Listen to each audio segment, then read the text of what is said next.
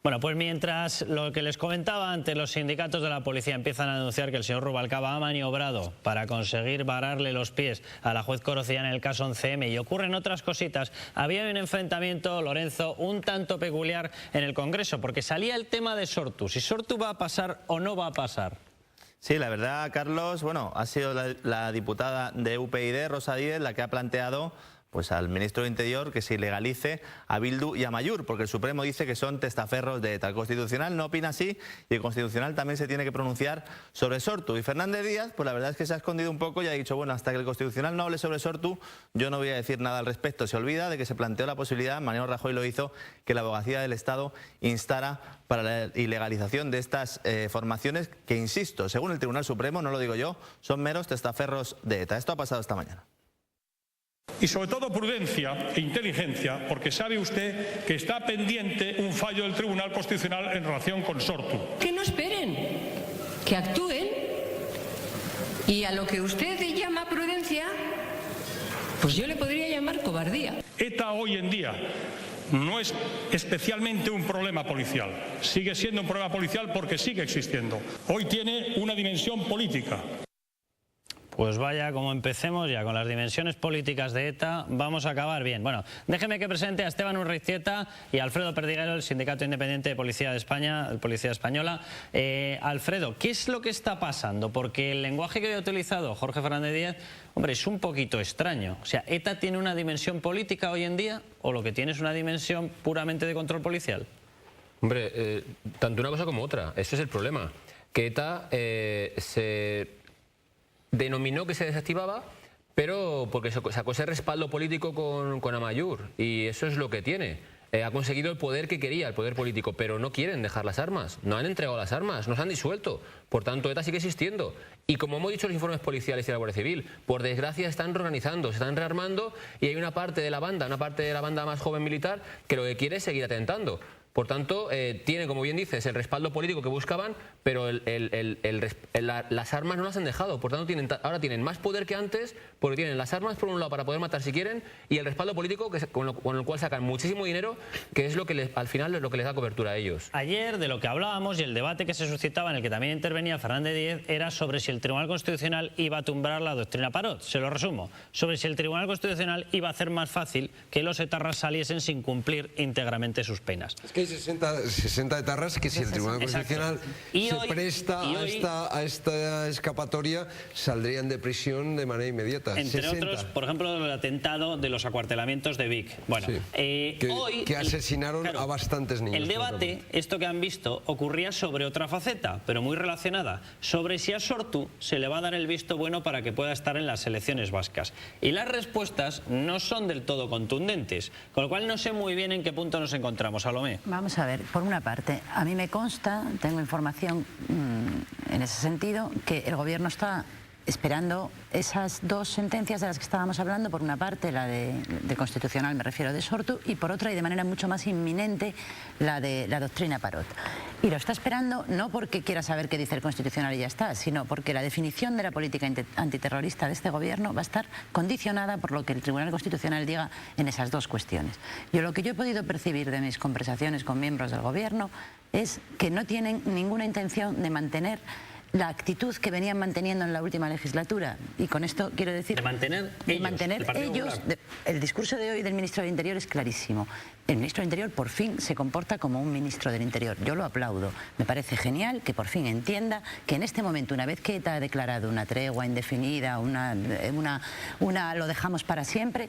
Lo dejamos para siempre, eso pero no han dejado las armas, no han pedido perdón a las víctimas. Hace un mes pero ¿cómo se tiene que comportar un gobierno? Intentando reconducir esa situación hacia una normalidad que solo llegará con la actitud que ha mantenido hoy el ministro del Interior. Pero vamos a ver. Yo sé que hay mucha gente, que estará decepcionada por esto, pero también sé que este es el comportamiento que yo espero del gobierno de una nación. Obras son amores y no buenas razones. El comportamiento que espero es el cumplimiento de la ley. Bueno, y el ministro no se va a faltar La ley es que la gente salga de prisión sin No, es lo que diga el Constitucional. La ley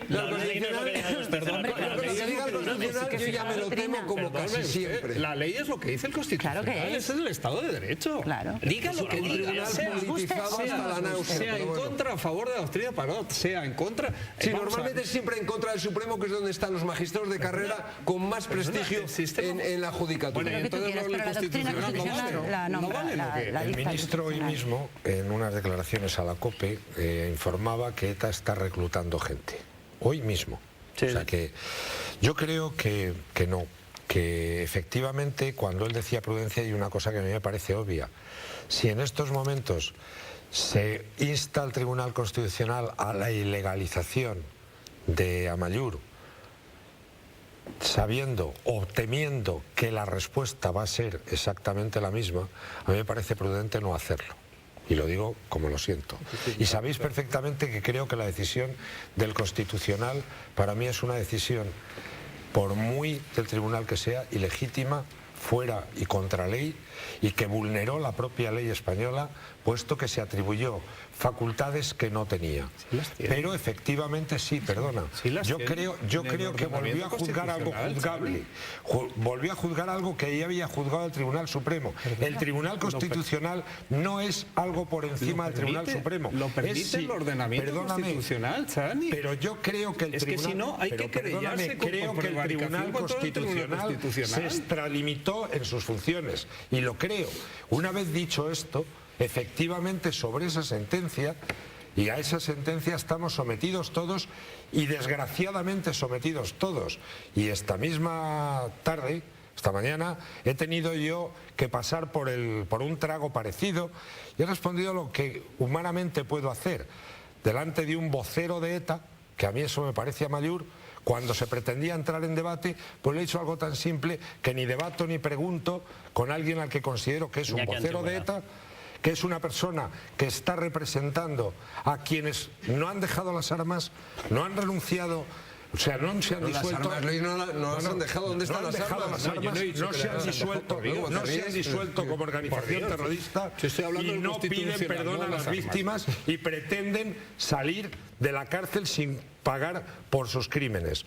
Delante de eso lo único que he podido hacer es negarle mi palabra y mi saludo, que es lo que se suele hacer en los pueblos de Castilla. Pero aquí ocurren algunas cosas muy raras, Esteban. El Ministerio del Interior va en el cumplimiento estricto de la ley hasta donde le deja. Hoy el Diario del Mundo publicaba una noticia que es espectacular. Todos estamos viendo lo que está pasando y todos los bloqueos, las presiones que está teniendo la investigación de la juez Corocellán contra una de las personas clave en el 11M, el comisario Sánchez Manzano. Difamaciones, calumnias, campañas de acoso y derribo, publicación de datos íntimos, descalificaciones, que si bebe, que si se acuesta con no sé quién o con no sé cuántos. Es decir, lo que tendría que hacer la juez Corocellán es querellarse contra los que han publicado esas infamias, por cierto. Eduardo, tiene que querellar entonces contra el Consejo General de también, a lo mejor también. Hoy el Sindicato Unificado de Policía publicaba directamente una nota en la cual Esteban hablaba y se unía a otros sindicatos que lo han estado diciendo desde hace mucho tiempo, que el señor Rubalcaba ha estado presionando y ha estado realizando maniobras contra la juez que estaba investigando el 11M. Claro, a esto le unimos que, por ejemplo, el señor Bermejo, afamado cazador y afamado ministro, retorna, retorna como fiscal y se va a encargar del área militar. En el área militar, por ejemplo, se juzga, por ejemplo, a la Guardia Civil, ¿vale? Y el señor Camacho tiene también solicitada su plaza. Entonces, hablamos de que el mismo entramado que ha tenido muchísimo que ver en todo esto que estamos hablando, vuelve a tener muchísima fuerza y es capaz incluso de presionar para parar una investigación como el 11M, Esteban. Y eso conecta con lo que comentaba Eduardo. Hay un reportaje que publicó El País que se titulaba Inestable para juzgar, referido a la juez Corocellán, en la que efectivamente se le brindaban todo tipo de calificativos, que si bebe, que si es irascible, que si es capaz de confundir imputados con delitos, en fin, era una panoplia de calificativos. Con testigos, decían. Sí, bueno, se le vinculaba, y de hecho tiene un expediente en el que se investigan esos hechos, con el gestor de una discoteca madrileña, MoMA, y se hacía un compendio de todas las supuestas irregularidades en las que ha incurrido la señora Corocellán, de sus gustos personales y de otro tipo de elementos.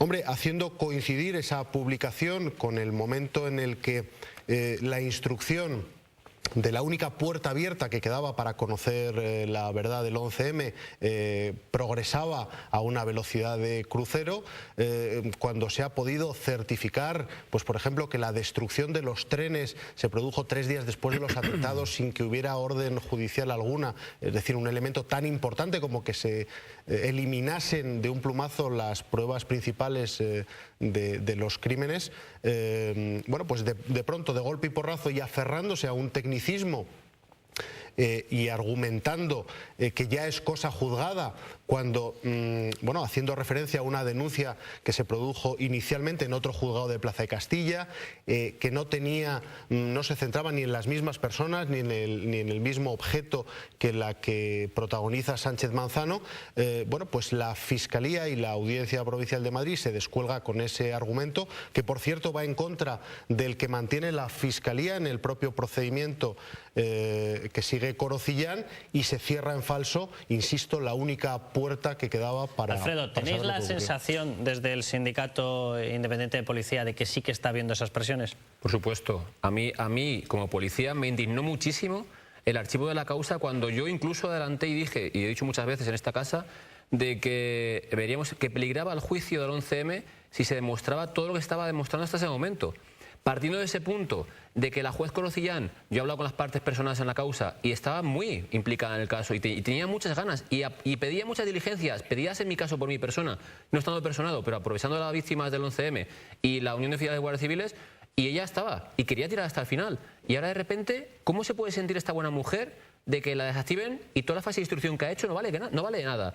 El secretario general del SDP, Carlos, que es su afiliado, el señor Sánchez Manzano, presumió a voz en grito de que el señor Rubalcaba le había llamado, él mismo presumía que había llamado para decir cómo podía desactivar, cómo podía recusar a la juez Corocillán. Ahora, que le expliquen judicialmente qué le dijo el señor Rubalcaba y qué es lo que dijo él, porque digo que el secretario general del SUC, como bien has comentado, se lo dijo en persona y presumió de ello. Por tanto, ya digo que una mal por su parte, y que ahora digo que judicialmente le podían preguntar cómo lo dijo. Vamos a ver, yo entiendo vuestra inquietud y veo loable vuestro intento porque se haga justicia, pero precisamente allí voy. Yo creo en las instituciones, y las instituciones que han dicho, pues la Audiencia Provincial de Madrid lo ha sobreseído, ateniéndose a derecho. Por lo tanto, ese tema está solventado. Las presiones a la jueza... ¿Tú ves normal que todos los sindicatos al unísono estén denunciando que un exministro irresponsable del partido de la oposición... Todos no. Bueno, se acaba eso. Vamos a ver. El sindicato profesional de policía no. ¿Cómo que no? El SUB implica a Rubalcaba en maniobras contra la juez del 11M. El sindicato profesional de policía. Ah, bueno, menos mal que has encontrado uno. La Unión de Oficiales de Guardia Civil se ha sumado hoy al comunicado. Pero creemos en la justicia, ¿no? Pero vamos a ver. A ver, los mayoritarios han dicho todos al unísono, el señor Rubalcaba está detrás de maniobras para quitarse a la juez. Y tú coges y dices, ¿cómo creo en el sistema? No, ¿dónde están las pruebas? No, y el sobreseimiento... ¿Dónde están las pruebas? Te están narrando. Según el comunicado del SUB, el presidente del Sindicato Profesional de Policía, José Ángel Fuentes Gago, presumió de que Rubalcaba le había llamado para darle instrucciones de cómo recusar a la juez Corocillán. Que lo denuncie ante la justicia. La están denunciando. No, que vaya al juez y presente una querella. Y luego, por otro lado, por otro lado, las presiones a la juez. Oye, yo también creo en el Consejo General del Poder Judicial. Si le ha abierto un expediente, será que hay motivos. ¿Sabes quién es la secretaria judicial del Juzgado de Instrucción número 42 de Madrid? El de Corocillán. Un familiar muy directo de Diego López Garrido. Que yo sepa es un alto dirigente del Partido Socialista. Y es la persona que ha dirigido la inquina en las denuncias hacia la señora... Bueno, vamos a ver, solo una cosa muy breve. A ver, el Partido Socialista y el Partido Popular son los dos partidos mayoritarios de España. Es muy probable que haya familiares de miembros de alguno de esos dos partidos en alguno de los juzgados de España. Que la iniciativa de la campaña de acoso y derribo, esta señora jueza, la ha llevado la secretaria judicial... Tiene abierto un expediente en el Consejo General del Poder Judicial por actitudes y... que no tiene nada que ver con el caso. No, efectivamente. Un expediente, por cierto, que debería ser secreto y que ha sido convenientemente filtrado al diario El País, que como todo el mundo sabe, no es precisamente enemigo del Partido Socialista. Es lo que tiene que ver el periodismo. Bueno, hemos acabado el tiempo. Que publicamos las cosas que no queremos que se sepan. Ya saben, mañana 23:30 aquí estaremos. A descansar, que hay que levantar España.